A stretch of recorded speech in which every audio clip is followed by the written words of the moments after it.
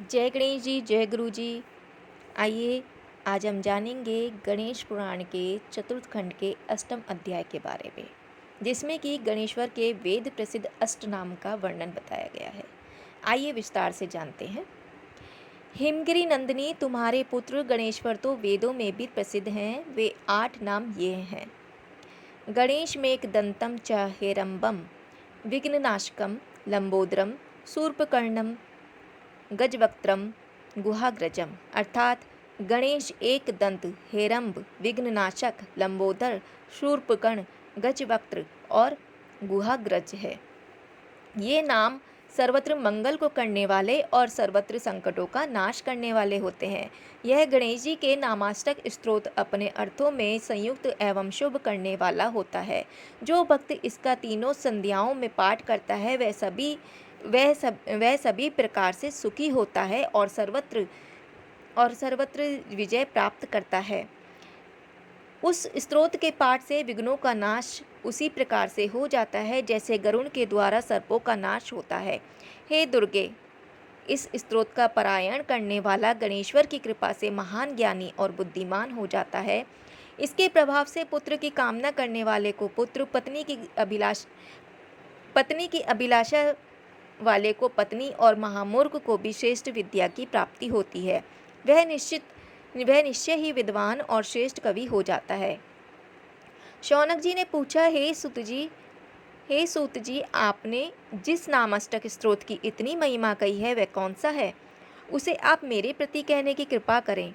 उसे सुनने की मुझे अत्यंत उत्कंठा हो रही है।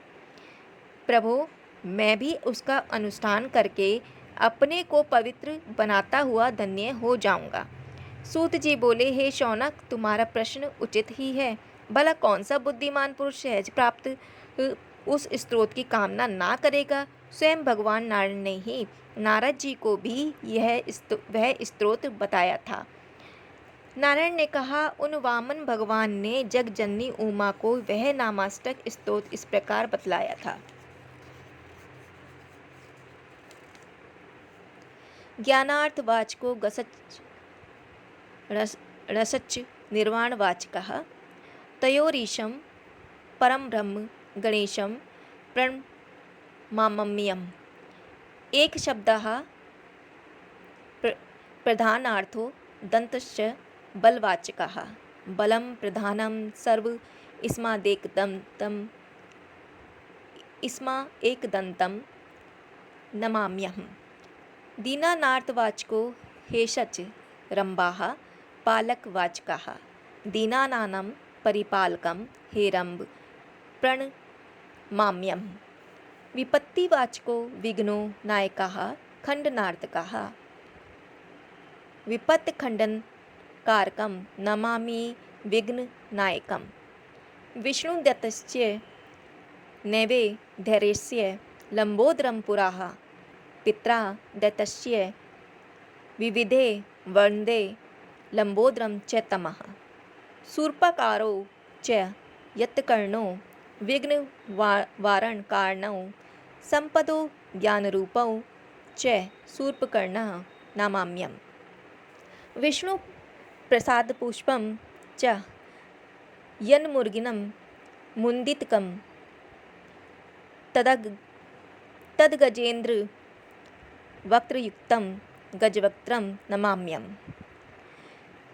गुह्यश्याग्रे च जातो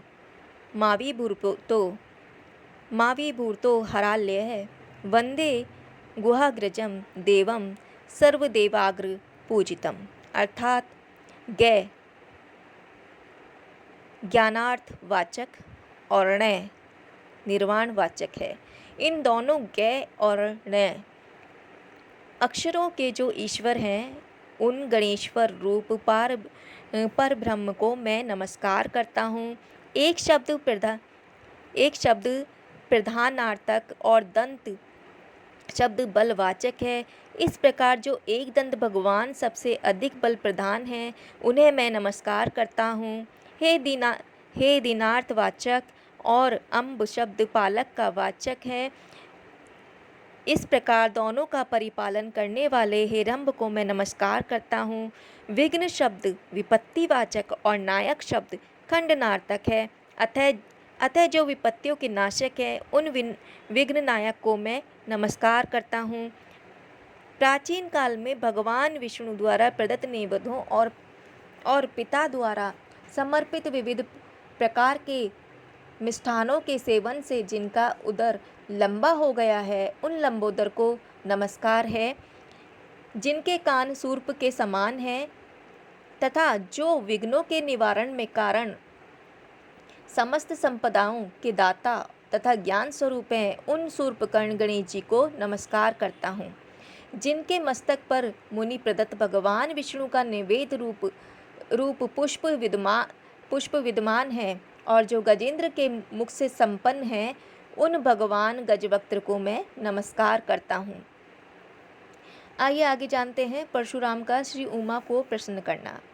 गणेश के इस नामाष्टक स्तोत्र का उपदेश करने के पश्चात भगवान श्री हरि ने परशुराम से कहा, भृगुनंदन, तुमने गणेश्वर का एक दांत तोड़कर अनुचित कार्य किया है, इसलिए तुम इस दोष से तब तक मुक्त नहीं हो सकते जब तक जगजननी पार्वती जी को संतुष्ट ना कर लो।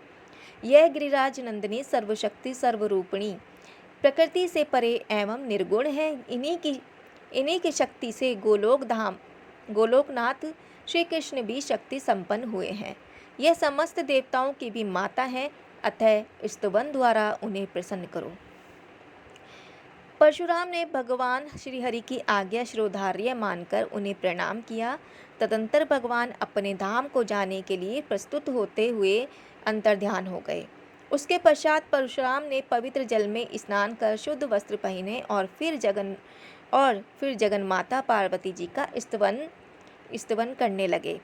उन्होंने माता पार्वती के चरणों में अपना मस्तक रख दिया और नेत्रों से आनंदाश्रु प्रवाहित करते करुण प्रार्थना के अंत में सहसा बोल उठे, रक्ष रक्ष जगन माता अपराधम क्षमस्व मे, शिशु नाम पराधीन कुतो माता ही कुपयति। हे जगजननी, रक्षा कीजिए, मेरा अपराध क्षमा कीजिए। माता शिशुओं से जो अपराध हो जाता है उस पर माता कहीं क्रोध हो करती है, अर्थात नहीं करती।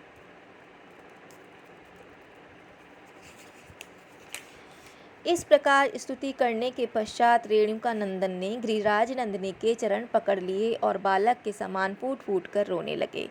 यह देखकर माता पार्वती जी से ना रहा गया, उनका वात्सल्य भाव उमड़ आया। वे बोली, वत्स, तुम चिरंजीवी हो, तुम्हें अमृतत्व की प्राप्ति हो, तुम्हें गुरुदेव परमात्मा शिव की कृपा से सुदृढ़ भक्ति प्राप्त हो तथा तुम सर्वत्र विजयी हो। सर्वात्मा भगवान श्री हरि तुम पर सदैव प्रसन्न रहे। माता पार्वती जी से आशीर्वाद प्राप्त होने पर भृगुनंदन परशुराम जी को बड़ी प्रसन्नता हुई। उसी समय उन्होंने सुना, सभी दिशाएं भगवन नाम से व्याप्त हो रही हैं, सर्वत्र उन्हीं का जय घोष सुनाई दे रहा है। ममतामयी पार्वती जी परम संतुष्ट होकर अंतःपुर में चली गईं। अब परशुराम जी ने भगवान एक दंत गणेश्वर का विविध उपचारों से पूजन किया और फिर प्रीति पूर्वक उनका स्तवन करने लगे।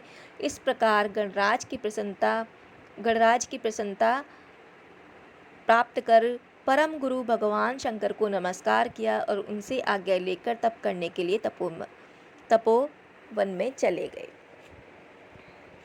चतुर्थ खंड के अष्टम अध्याय का वर्णन अभी यहीं समाप्त होता है। कल फिर से हाजिर होंगे गणेश पुराण के चतुर्थ खंड के नवम अध्याय के साथ। तब तक के लिए जय गणेश जी, जय लंबोदराय, जय गुरु जी।